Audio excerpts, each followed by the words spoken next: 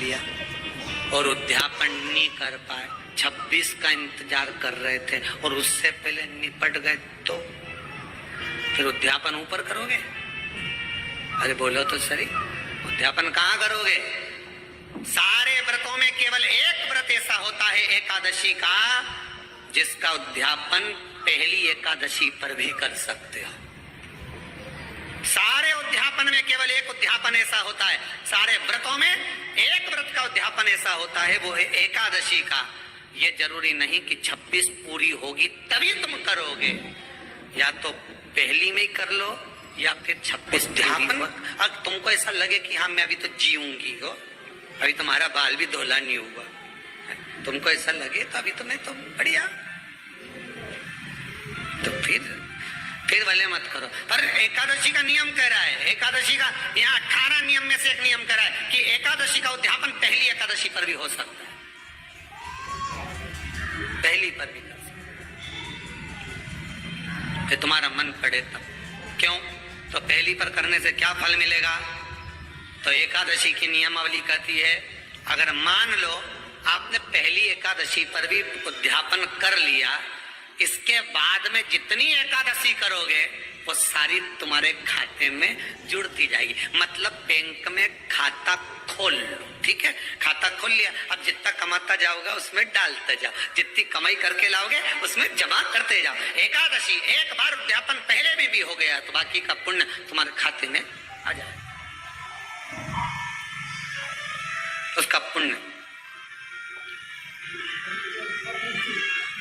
एकादशी का उद्यापन बड़े महीने में माघ शुक्ल एकादशी के दिन, माघ का महीना हो, शुक्ल पक्ष की, जम के बोलिए, एकादशी हो, प्रयास करना कि आप उद्यापन करें। भले 5, 10, 11, 12 जितनी एकादशी हो जाए, 26 हो जाए तो ज्यादा अच्छी है, नहीं तो आप करें तो माघ महीने की शुक्ल पक्ष की एकादशी के दिन आप उद्यापन करें। प्रयास रखें, प्रयास। बड़े महीने के अंतर्गत जो उद्यापन, हाँ चतुर्मास के अंतर्गत उद्यापन नहीं होता एकादशी का, बहुत ध्यान दीजिएगा। ये जो सावन भादो कुंवर कार्तिक जो 4 महीना होते हैं भगवान के शयन करने के, इसके अंतर्गत एकादशी का उद्यापन नहीं होता और इसके अंतर्गत उद्यापन करना भी नहीं चाहिए। एकादशी का उद्यापन माघ महीने की शुक्ल पक्ष की एकादशी के दिन आप बहुत प्रेम से आनंद के साथ करिए महाराज। परंतु एकादशी के उद्यापन में सबसे ज्यादा अगर कुछ जरूरी होता है तो 24 तरह का नैवेद्य जरूरी होता है। कितने तरह का? 24 तरह का नैवेद्य।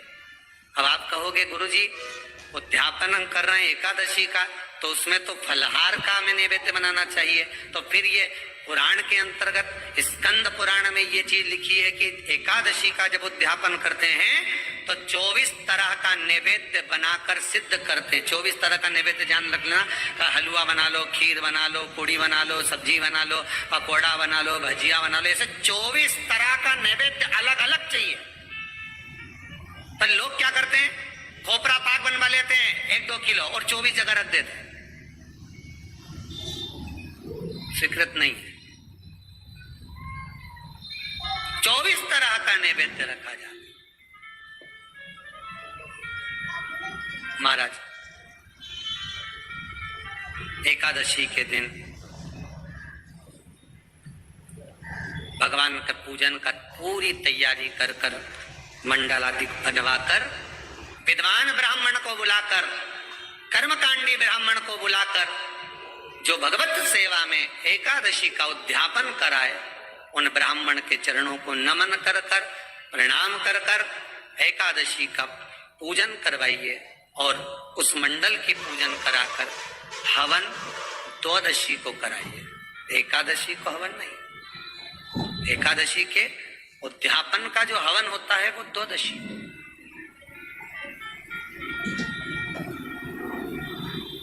एकादशी का उद्यापन द्वादशी को बड़े प्रेम से आप खूब आनंद से हवन पूजन कराओ। पूजन कराने के बाद, हवन कराने के बाद 26 जोड़े ब्राह्मण ब्राह्मणी के बुलाकर भोजन कराकर उनको भाव से जो आप समर्पित कर सकते हो, जितनी आपकी सामर्थ्यता हो, उस सामर्थ्यता के अनुसार आप दान धर्म पुण्य करो, आप उन्हें प्रदान करो। और बन सके तो एकादशी की रात्रि को भी जागरण करें, और द्वादशी के दिन जिस दिन हवन करें उसकी भी रात्रि को कुछ जागरण करें। जागरण का मतलब पहले भी कथा में कहा, प्रदोष की कथा में वर्णन किया था। हम ये नहीं कहते कि तुम पूरी रात जगो, हमारा तो निवेदन है 15 मिनट का करो, आधे घंटे का करो, 20 मिनट का करो, पर रात्रि के समय थोड़ी देर अगर एकादशी का उद्यापन कर रहे हो तो जागरण थोड़ी सी देर अवश्य करें। नहीं कर सकते अकेले बैठकर राम नाम जप ले, भजन कर ले, पर करो।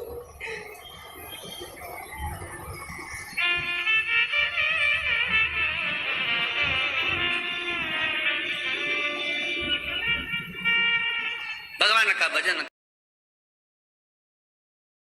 मेरे वल्लभ कहते हैं कि वल्लभ कुल की एकादशी करो, भले बकरी जैसे चरो, पर एकादशी करो।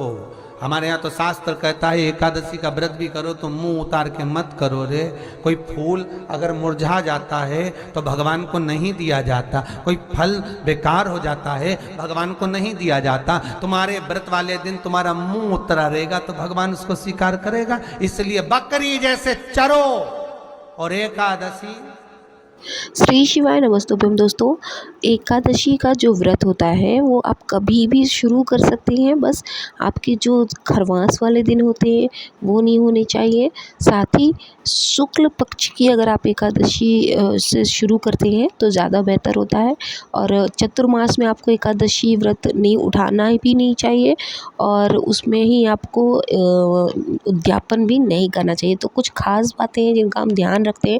और जो लोग एकादशी का व्रत नहीं रहते हैं वो सिंपल तरीके से, साधारण तरीके से शाम को पूजा कर ले, और कान्हा का पूजा कर सकते हैं या तो श्रीहरि की पूजा, जो भी स्वरूप आपके यहाँ हो, शालिग्राम भगवान हो, किसी भी रूप में आप उनकी पूजा करिए। पीले वस्त्र चढ़ाइए, गुड़ चना चढ़ाइए, केले के पेड़ की पूजा करिए, साथ ही एकादशी के नियम का पालन करिए। तो भगवान श्रीहरि जो हैं वो आपसे ज़रूर प्रसन्न होंगे, साथ ही अपने चरणों में स्थान भी देंगे। वीडियो अच्छी लगे तो लाइक और शेयर करना ना भूलें।